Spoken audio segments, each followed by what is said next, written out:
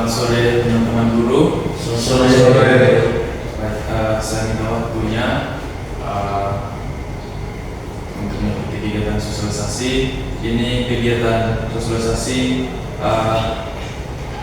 tentang rencana tindak lanjut dari kegiatan kami tentang PKG untuk guru olahraga. Kebetulan kami ikut PKG untuk guru olahraga gelombang pertama di tahun 2024. Jadi di akhir tugas kurang lebih kami 3 bulan mengikuti kegiatan ini. Di tugas yang paling terakhir ini kami diminta untuk membuat rencana tindak lanjut. Jadi pada kesempatan ini saya akan mensosialisasikan hasil kerja atau hasil rencana tindak lanjut saya yang saya sudah buat. Jadi di sini untuk materi ini tentang permainan tradisional.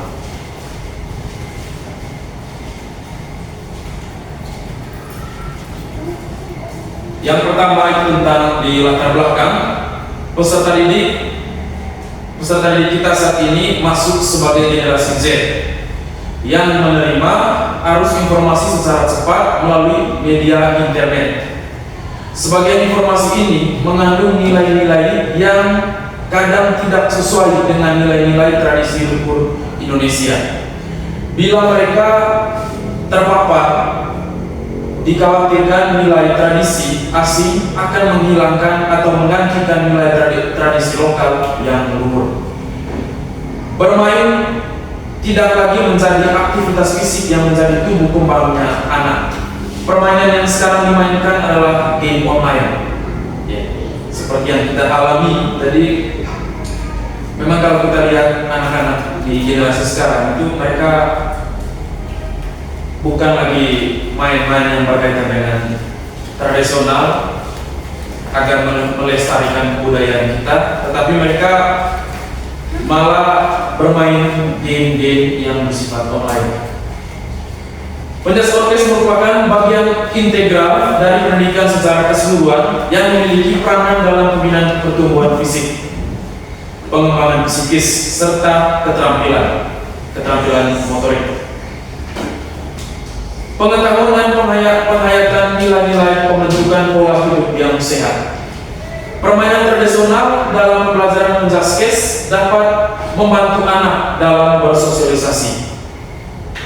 Anak saling bersosialisasi dengan temannya. Selain itu, bermain sangat diperlukan untuk perkembangan gerak dan kebugaran anak. Dan itu di bagian latar belakang. Kemudian yang berikut, tujuan dari kegiatan ini, yang pertama itu menumbuhkan rasa menghormati terhadap keanekaragaman budaya. Kemudian yang kedua, melestarikan permainan tradisional. Jadi begitu banyak permainan-permainan yang dilupa oleh anak generasi sekarang. Jadi tujuan dari kegiatan ini, permainan tradisional ini, untuk mengingatkan kembali terkait dengan permainan-permainan tradisional yang sudah diwariskan oleh leluhur kita. Kemudian yang ketiga, membuat kegiatan aktivitas fisik untuk meningkatkan kebugaran. Ya, yang pastinya itu yang didapatkan dari tujuan program ini untuk mendapatkan kebugaran jasmani, karena mereka peserta didik harus beraktivitas fisik. Ya, yang pada akhirnya mereka akan mendapatkan kebugaran fisik. Kemudian yang berikut, terbiasa bersama dengan rekan sejawat atau kelompok untuk memecahkan sebuah masalah. Jadi pengalaman kita beberapa tahun terakhir, saya kasih contoh itu di setiap proyek yang kita ambil, tugas kita sebagai guru, kita hanya memberikan permainan apa yang nanti akan mereka buat.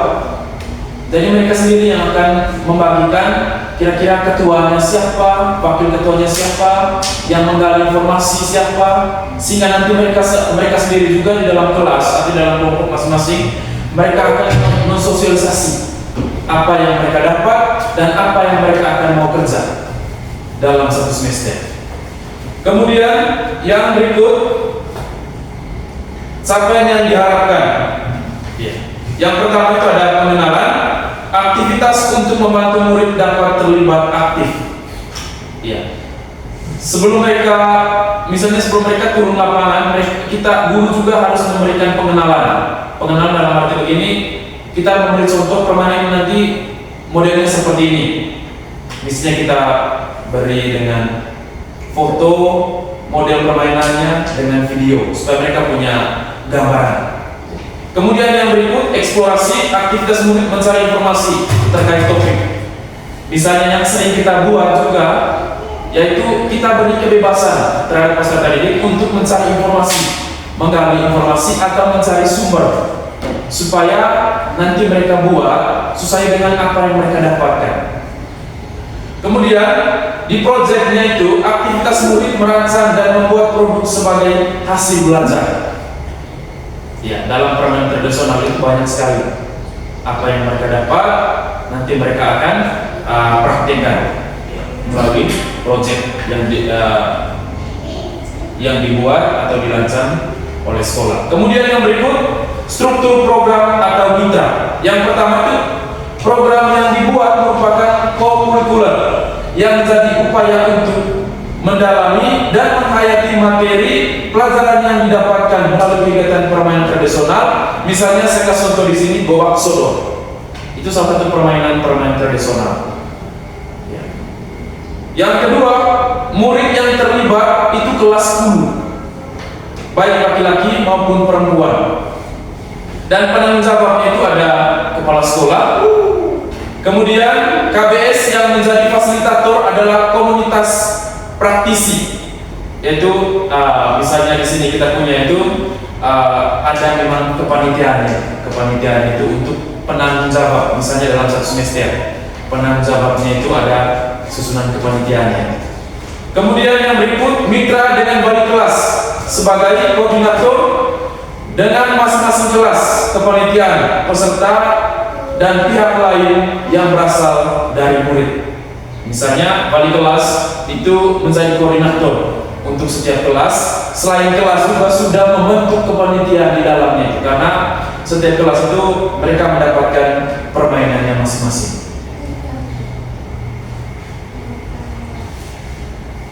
Yang berikut, kapasitas yang dimiliki. Sekolah memiliki kepala sekolah, guru dan tenaga kependidikan yang profesional sesuai dengan kualitas akademiknya. Kemudian yang kedua, murid yang berjumlah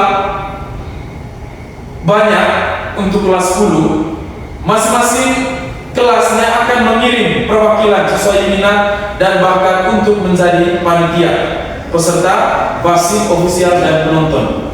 Jadi di dalam satu kelas atau di setiap kelas itu sudah dibagikan siapa yang menjadi ketua panitia, ya, siapa yang jadi wakilnya, siapa yang jadi wasitnya dalam permainan, siapa yang jadi penonton dan siapa yang jadi ofisial.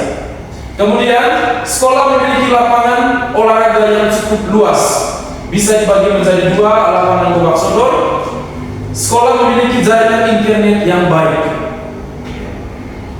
Itu untuk kapasitas. Kemudian yang berikut, rencana dan evaluasi. Evaluasi secara menyeluruh dilaksanakan setelah pelaksanaan selesai. Apa yang sudah baik dan apa yang harus ditingkatkan. Melihat dari umpan balik murid. Berupa umpan balik murid itu seperti kuesioner atau wawancara. Kemudian yang berikut, mencatat hasil pengamatan tentang kebiasaan bekerja sama dalam tim untuk mengukur tingkat kebugaran jasmani menggunakan TKI. Kemudian yang berikut, mendokumentasikan proses kegiatan main murid berupa video dan foto. Yang berikut, untuk mengukur tingkat kebugaran jasmani itu menggunakan rumus TKJI. Itu rencana evaluasinya. Kemudian ini ada kemungkinan tantangan yang terjadi. Yang pertama itu cuaca. Kegiatan dapat ditunda atau diganti hari lain ketika itu cuacanya tidak memungkinkan. Ya, karena ini berkaitan dengan permainan yang beraktivitas fisik yang pasti kita itu di lapangan. Kemudian yang berikut kegiatan sekolah yang bentrok. Kemudian kegiatan sekolah yang bentrok karena dilakukan pas hari efektif. Ya, nanti kalau ini dibuat, nanti kita cari alternatif lain. Kemudian evaluasi dan umpan balik, memberikan evaluasi yang efektif dan memberikan umpan balik yang konstruktif kepada setiap peserta didik. Itu kemungkinan tantangan. Sedangkan untuk timeline-nya sebenarnya ini dibuat itu harus sesuai dengan jam pembelajaran PJOK. Ya, untuk pembuatan kegiatan ini, jadi kita punya di sini itu ada memang hari-hari tertentu untuk misalnya latihannya sampai pada hari terakhirnya. Memang kita sudah buat, sudah dirancangkan oleh panitia dan sekolah sudah rancang juga dari hari latihan sampai pada hari-hari. Jadi mungkin itu saja untuk sosialisasi tentang permainan tradisional untuk sore ini. Semoga kegiatan ini atau sosialisasi ini bermanfaat untuk teman-teman semua. Terima kasih banyak.